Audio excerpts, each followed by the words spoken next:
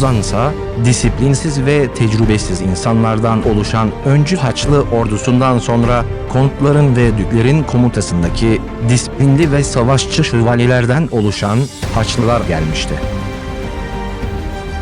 Bu 1. Haçlı ordusunun büyük bir bölümünü miğferli ve zırhlı askerler oluşturmuştu. Haçlılar, Bizans'a ulaştıklarında İmparator Alexios Komnenos ile bir anlaşma yapmış ve Anadolu topraklarına geçmişlerdir. Bu anlaşmaya göre Haçlılar, Anadolu'da ele geçirdikleri yerleri Bizanslılara teslim edecek, Bizanslılar da Anadolu'da Haçlılara rehberlik edecekti. Haçlılar ve Bizanslılar Anadolu Selçuklu Devleti'nin başkenti İznik'i kuşattılar. İznik'in yüksek surlarla ve göl sularıyla çevrili olmasından dolayı kuşatma zorlaşmış ve şehirdeki Selçuklular göl vasıtasıyla temel ihtiyaçlarını karşılamışlardır. Bu sırada Sultan 1. Kılıç Arslan Malatya şehrini kuşatmaktaydı ve İznik'ten gelen yardım haberleriyle kuşatmayı kaldırarak hızla başkent İznik'e hareket etmiştir. Sultan 1. Kılıç Arslan ancak Mayıs ayının sonunda 30 günden fazla süren bir yolculuktan sonra İznik önlerine varabildi.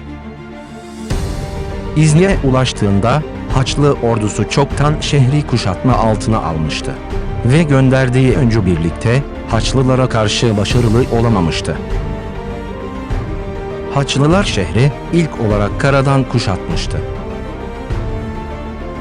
Daha sonra şehirdeki insanların İznik Gölü üzerinden erzak sağladığı görülünce göle hafif tekneler getirilmiş, erzak ikmali önlenmişti.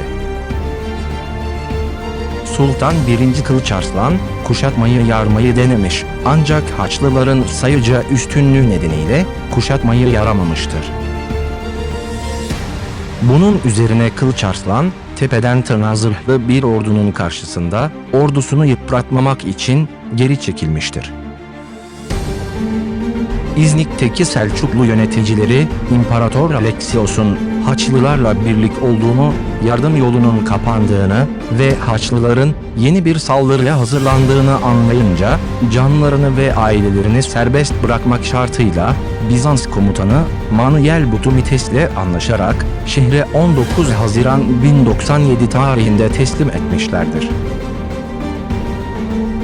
Böylece İznik, Bizanslıların eline geçmiş ve Anadolu Selçuklu Devleti başkentini kaybetmiştir. Sultan 1. Kılıç Arslan'ın eşi ve çocukları ise Bizans'a götürülmüştür. Daha sonra Bizans İmparatoru, aynı zamanda Çaka Bey'in kızı olan Kılıç Arslan'ın eşi ve çocuklarını fidye almaksızın serbest bırakmıştır. Bizanslıların eline geçen İznik, Orhan Gazi tarafından 1331 yılında alınıncaya kadar Bizanslıların yönetiminde kalmıştır.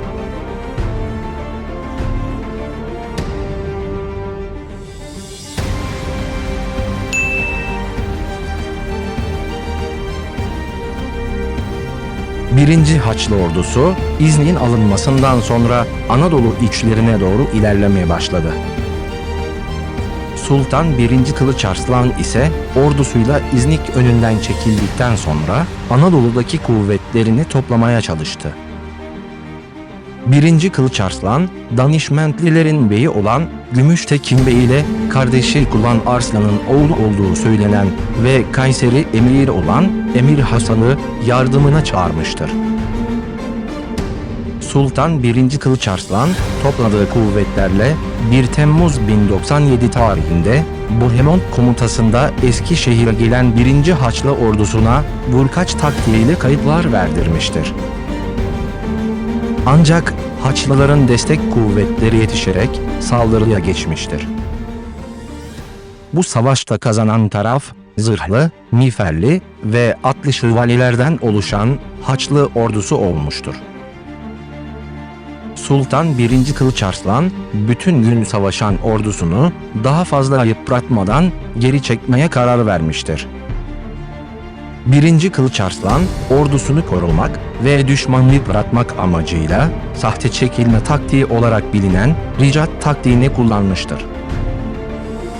Kılıç Arslan, bütün yol boyunca Konya'yı tahrip ederek Haçlıları yiyecek maddelerinden mahrum bırakmış, sıcaktan bunalan ve yorulan Haçlılara ara sıra baskınlar yaparak onlara kayıplar verdirmiştir.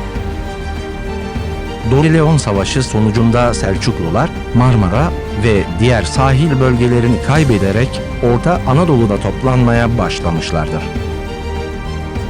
1. Haçlı ordusu ise 1-2 gün Eskişehir'de kaldıktan sonra Bizanslıların rehberliğinde önce Akşehir'e, oradan da Konya'ya ulaşmışlardır. Sultan Kılıç Arslan, Haçlı ordusuna güçlü bir darbe vurmak amacıyla Danişment Ahmet Gazi, Emir Hasan ve diğer beyleriyle Ereğli'de toplanmışlardır. Fakat baştan aşağı zırh ve miğferlerle korunan Haçlılarla mücadele edilemeyeceği anlaşılınca geri çekilmek zorunda kalmışlardır. 1. Haçlı ordusu Ereğli'de 2 gruba ayrılarak bir kısmı Kilikya'ya girmiş, bir kısmı ise kuzeye yönelerek Kayseri'ye ilerlemiştir. Kayseri Emiri Hasan Bey bu Haçlılar ile çetin bir savaş vermiş ve çekildiği dağın yamacında birçok şehit vermiştir. Hasan Bey bu dağın yamacında o kadar çok şehit vermiştir ki bu dağa Hasan Dağı adı verilerek oradaki şehitler anılmaya başlanmıştır. 1. Haçlı ordusu Anadolu Selçuklu Devleti'ni büyük bir sarsıntıya uğratmıştır. Bizanslılar Anadolu'nun tüm sahil bölgelerini işgal etmiş, Çaka Bey'in İzmir'de kurduğu devleti ortadan kaldırmış ve tüm Batı Anadolu ile Karadeniz sahillerini ele geçirmişlerdir. Kilikya'nın Haçlılar tarafından alınması nedeniyle şehirler ve ovalarda yaşayan Selçuklular buralardan çekilmiş ve Toros dağlarına sığınan Ermeniler yavaş yavaş şehir ve ovalara inmeye başlayıp buraları yerleşmişlerdir. Bu yenilgiden sonra Sultan 1. Kılıç Arslan, Haçlıların hızlı bir şekilde Anadolu'dan geçmesine izin vermiş ve onlarla doğrudan savaşmamayı tercih etmiştir. Anadolu'da ilerleyen Haçlı ordusunun geçeceği yerleri tahrip ederek onları uzaktan takip etmek zorunda kalmıştır. Bu olaylardan sonra 1. Haçlı ordusunun Anadolu'dan geçişinde doğrudan karşısına çıkan bir Selçuklu ordusu olmamıştır. Sultan 1. Kılıç Arslan bir taraftan Haçlıların topraklarına verdiği zararları gidermeye çalışırken bir taraftan da Bizans kuvvetlerine karşı mücadele etmiştir.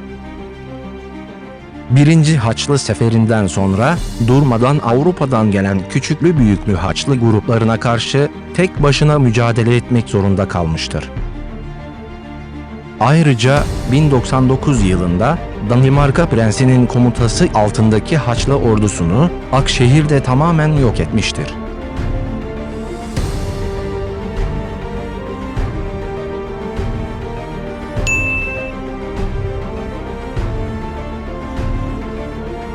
Danişmentlilerin beyi Ahmet Gazi, 1100 yılında Suriye topraklarına yerleşen Haçlılarla Malatya yakınlarında bir savaş yapmış ve bu savaştan zaferle ayrılmıştı.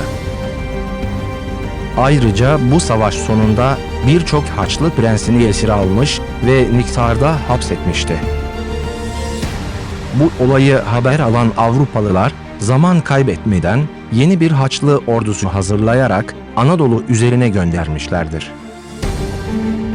Anadolu'da bu olaylar devam ederken Suriye üzerinden güneye doğru inen 1. Haçlı ordusu 15 Temmuz 1099 yılında Kudüs'ü alarak burada Kudüs Haçlı Krallığı'nı kurmuştu.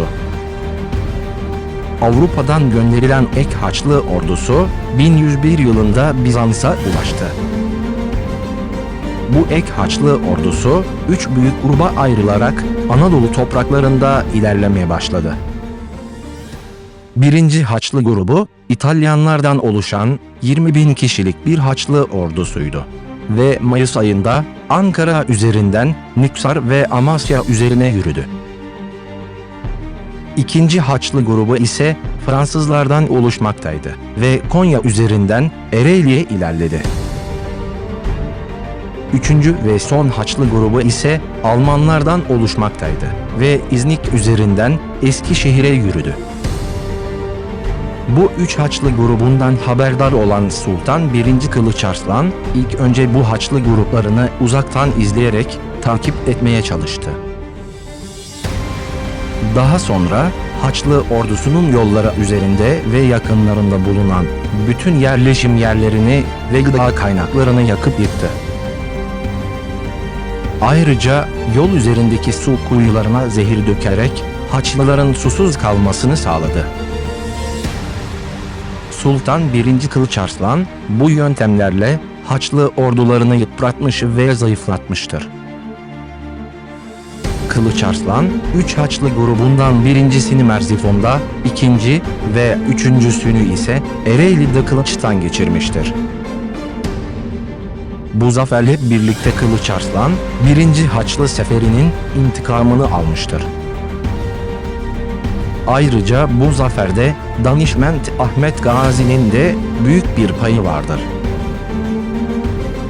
Bu olaydan sonra Sultan 1. Kılıç Arslan, Konya'yı başkent yapmış ve Haçlı seferleriyle yıpranan Selçuklular toparlanmaya başlamıştır.